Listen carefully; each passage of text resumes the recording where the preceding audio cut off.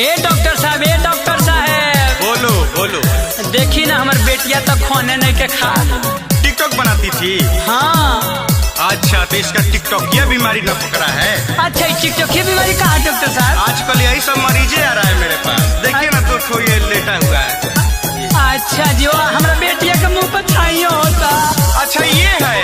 ये तो बहुत फेमस थी, हीरोइन जैसा लग रही थी। अब का चुड़ैल लग रही, पूरा मुस्मात लग रही है। टेंशन में बैठल बिया छौड़ी, खाना नहीं खे खाता हो। बड़ा कहत रहलू ये टिकटॉक स्टार। टेंशन में बैठल बिया छौड़ी, खाना नहीं खे खाता हो। टिकटॉक भी बंद भइल, कुमार में भइल मुस्मात हो। अभी मैं इसको ठीक कर रहा हूँ। टेंशन में बैठल बिया छौड़ी, खाना नहीं खे खाता हो। टेंशन में बैठल बिया छौड़ी, खाना नहीं खे खाता हो। ये लग रहा है कि आटा कम और डाटा ज्यादा खाई है।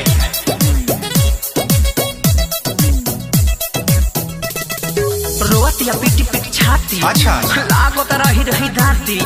छूटल कर हीरोइन बनल, छूटल साथी संघाती। अरे 555 का डाटा ले लीजिए।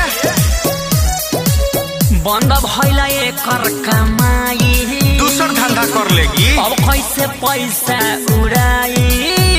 आप दे दीजिएगा। लाली बाली या पाउडर कहाँ से किन के छौड़ी लाई? कोई बॉयफ्रेंड नहीं है इसका? हाथ बढ़ो के हाथ हो। अरे इसको शशिलाल यादव का वीडियो दिखाइए। तो कभी गो बंद भइल छौड़ी, भइल समात हो। टेंशन में बैठल बिया छौड़ी, खाना नहीं खे खात हो।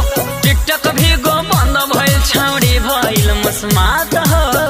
अरे मुस्मात बोल रहे हैं, कुआर में कैसे मुस्मात होगी? अरे आपको मालूम नहीं ना है? अरे भीगो टिकटॉक के ढेर यार भतारे कर लो सो।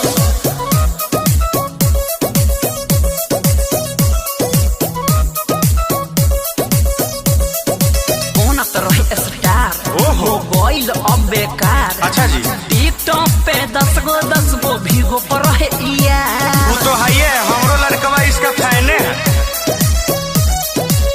कोई शशिलाल बचनिया, वो तो कहबे कर। टिकटॉक के नचनिया।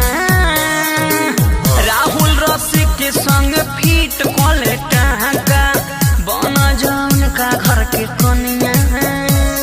सबके हंसावे लगावा तानी, सीरियसली हो ना बात हो। अरे ये तो मजाक है। टिकटॉक भी गो बंद भइल, पत्थर की भइल मुस्मात हो। टेंशन में बैठल बिया छौड़ी, खाना नहीं खे खात हो। टिकटॉक भी गो बंद भइल, मोटकी भइल मुस्मात हो। अरे मोदी जी बंद किए हैं तो कुछ ना कुछ खोलबे करेंगे।